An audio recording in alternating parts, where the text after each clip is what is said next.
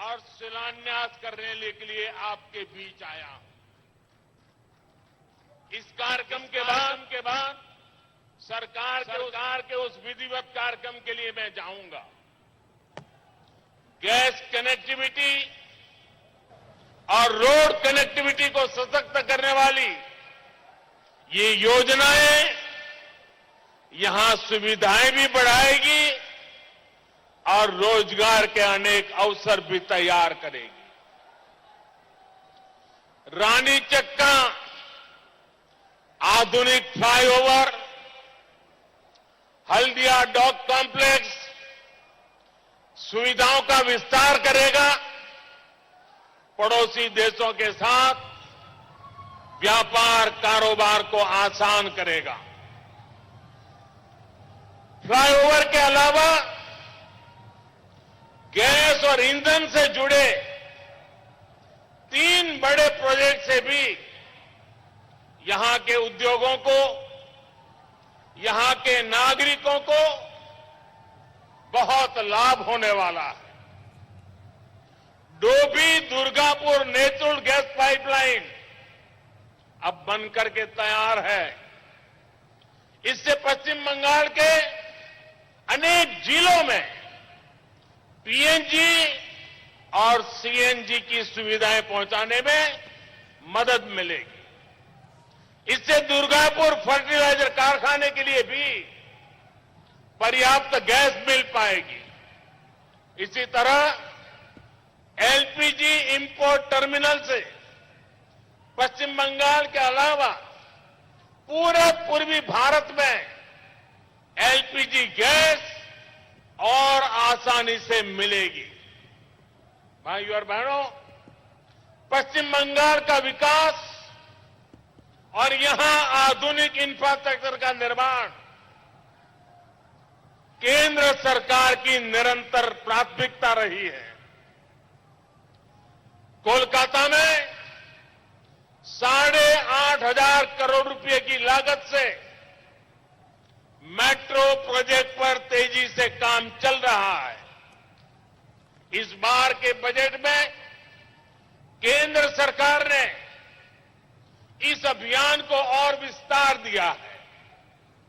केंद्र सरकार इस साल भी हजारों करोड़ रुपए पश्चिम बंगाल में नेशनल हाईवे बनाने में लगाने वाली है। इसके तहत कोलकाता सिलीगुड़ी रोड को भी अपग्रेड किया जाएगा।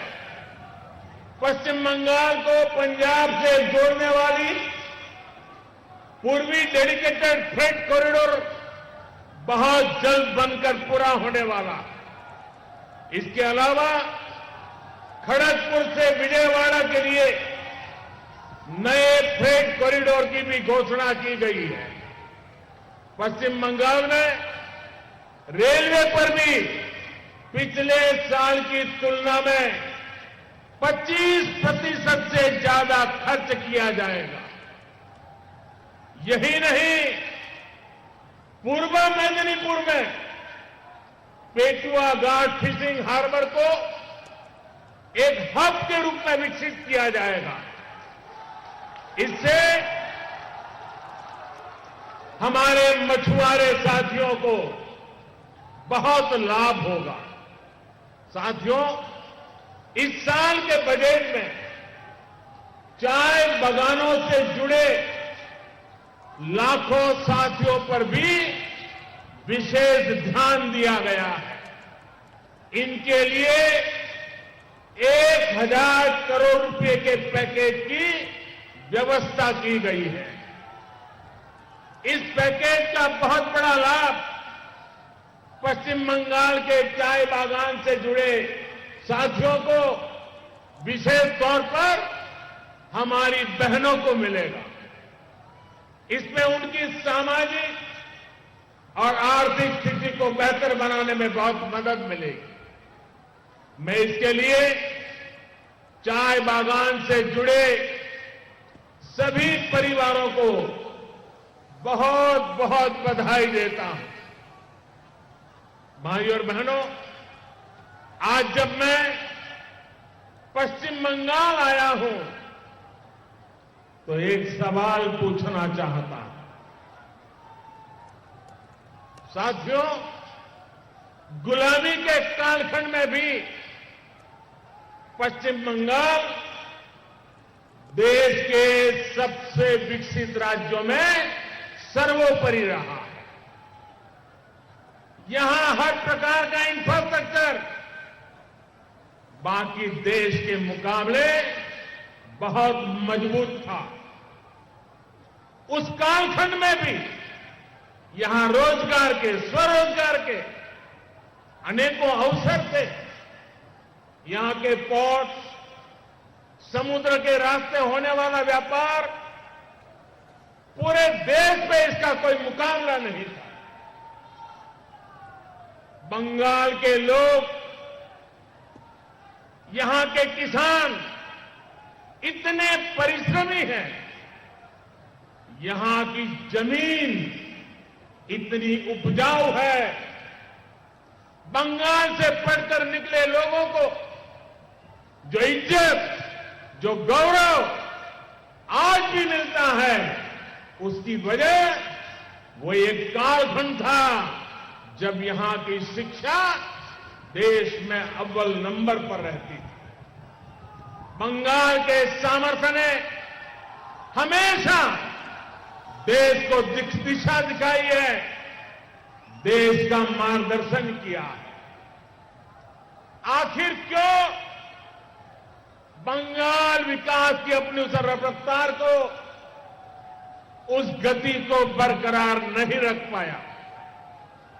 बंगाल पहले से जितना आगे था, अगर बीते दशकों में उसकी वो गति और बड़ी होती तो आज बंगाल कहां से कहां पहुंच गया होता। अगर मैं हल्दिया पोर्ट सिटी की ही बात करूं तो एक chemical, petrochemical, fertiliser, food processing, ports और शिपिंग जैसे सेक्टर्स का एक प्रकार से हब रहा है। तो फिर ऐसा क्या हो गया कि अन्य राज्यों के बंदरगाह व्यापार कारोबार के बड़े केंद्र बनते चले और पश्चिम बंगाल पीछे रह गया? साथियों, आज यहां जितने भी उद्योग है, जितना भी कारोबार है, जितना भी इंफ्रास्ट्रक्चर है, वो सबके सब बदलाव चाहते हैं, आधुनिकता चाहते हैं। लेकिन आप सोचिए, बीते 10 सालों में यहां की सरकार ने कितनी फैक्ट्रियों का शिलान्यास या उद्घाटन किया?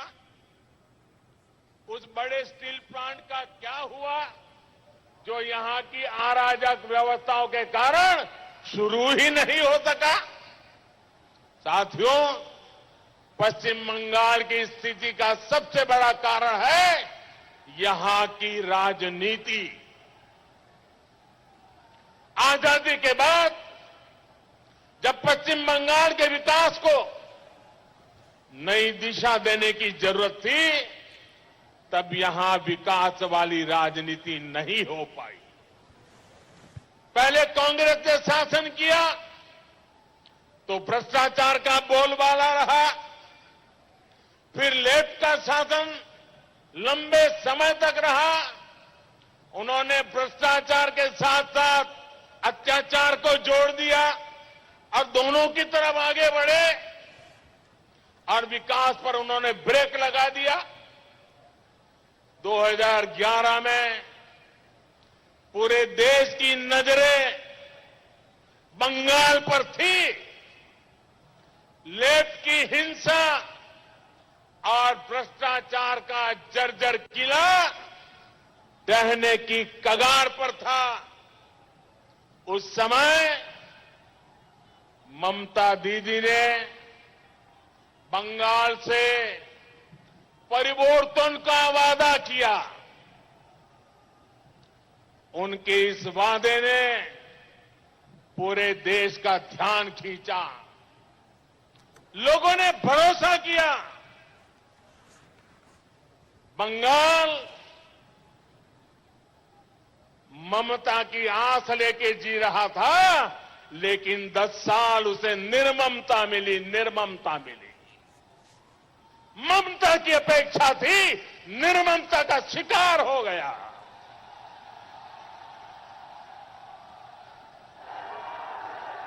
लेकिन ममता सरकार के पहले साल में ही ये साफ हो गया कि बंगाल को जो मिला है वो परिवर्तन नहीं, ये तो लेफ्ट का पुनर्जीवन है, और वो भी ब्याज समेत, सूद समेत।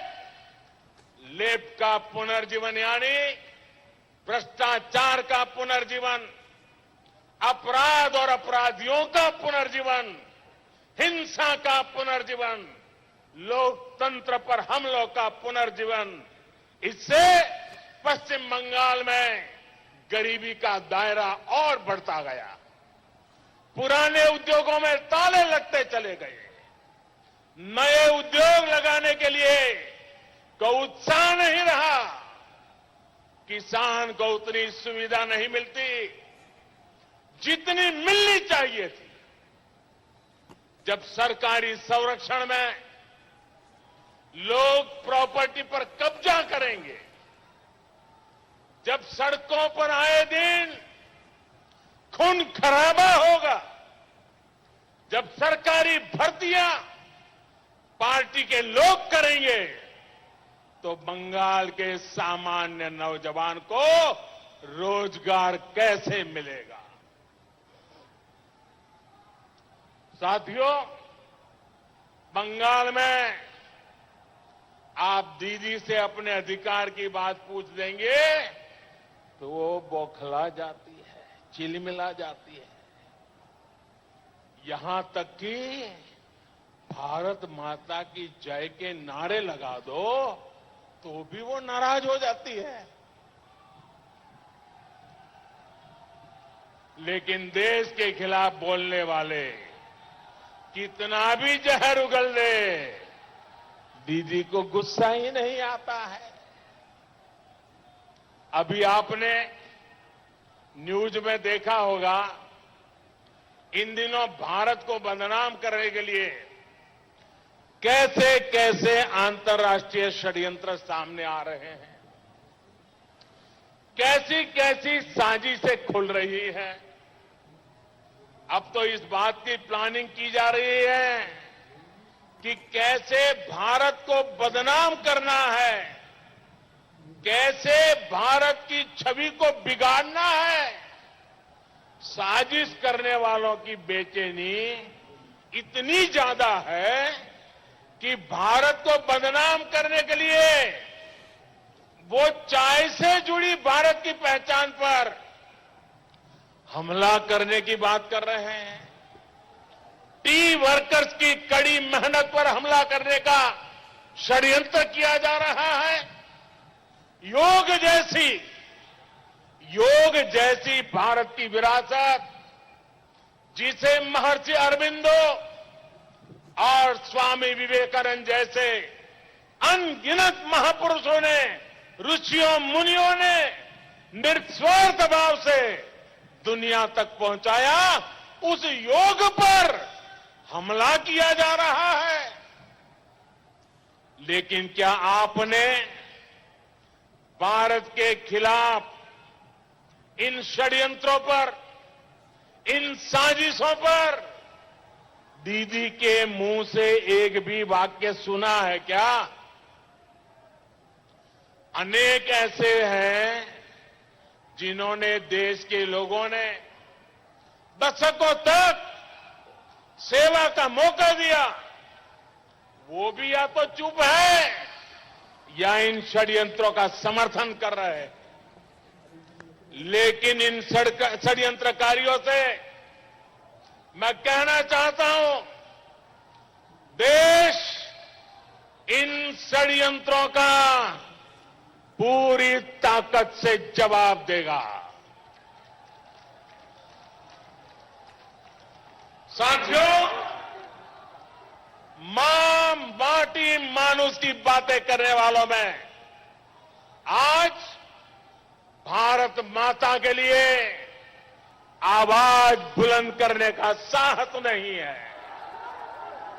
साहस इसलिए नहीं है क्योंकि इतने सालों में इन लोगों ने पॉलिटिक्स को क्रिमिनलाइज किया है, करप्शन को इंस्टीट्यूशनलाइज किया है और प्रशासन और पुलिस को पॉलिटिसाइज किया है। आपको याद होगा, अभी कुछ दिन पहले ही मारी जापित नरसंहार की दुखद बरसी थी। देश इस घटना को गरीबों और दलितों के इस नरसंहार को कभी नहीं भूलेगा। लेकिन बंगाल तृणमूल से ये पूछना चाहता है, जिन्होंने नंदीग्राम में गोलियां चलाई थी, जिन्होंने गरीबों का खून बहाया, आप उन्हीं को पार्टी में क्यों शामिल कर रही है? बंगाल पूछना चाहता है, क्या बंगाल का गरीब क्या केवल वोट लेने के लिए है? भाइयों और बहनों, ये वो सरकार है जो आपदा में भी, मुसीबत के समय भी भ्रष्टाचार के रास्ते खोजती रहती है। इससे बड़ा अपराध और क्या हो सकता है? इतना बड़ा साइक्लोन आया, चक्रवात आया, इतना कुछ तबाह हो गया। लोगों की मदद के लिए केंद्र सरकार ने जो पैसे भेजे, उसका इन लोगों ने क्या किया, ये पश्चिम बंगाल के लोग भली भांति जानते हैं। हालात ये थे कि कोर्ट तक को इस पर सख्त टिप्पणी करनी पड़ी। आप कोरोना के दौरान आए संकट को भी याद करिए। पूरी दुनिया में ऐसा कोई नहीं था जो इससे प्रभावित नहीं हुआ हो, जिसकी रोजी रोटी पर इसका असर न पड़ा हो। केंद्र सरकार ने तुरंत पश्चिम बंगाल के लाखों परिवारों के लिए मुफ्त राशन की व्यवस्था की, ताकि बंगाल में मेरे कोई भी गरीब परिवार में रात को चूल्हा न जले, ऐसा दिन जाना नहीं चाहिए। लेकिन केंद्र सरकार के भेजे राशन को भी यहां की सरकार सही तरीके से गरीबों तक पहुंचाने में असफल रही। भाइयों और बहनों, ये तो शुक्र है कि केंद्र सरकार ने गरीबों के, किसानों के, हमारी बहनों के पश्चिम बंगाल में लगभग 4 करोड़ जनधन बैंक खाते खोले थे। तभी कोरोना की उस मुश्किल घड़ी में यहां के गरीब बहनों के जनधन बैंक खाते में सीधे रुपये जमा किए जा सके। केंद्र सरकार ने उज्ज्वला योजना के तहत यहां की 90 लाख से अधिक बहनों को मुफ्त एलपीजी गैस कनेक्शन भी दिया है। गरीब के घर में गैस कनेक्शन था, तभी केंद्र सरकार उन्हें कोरोना के समय मुफ्त गैस सिलेंडर देने में सफल हुआ।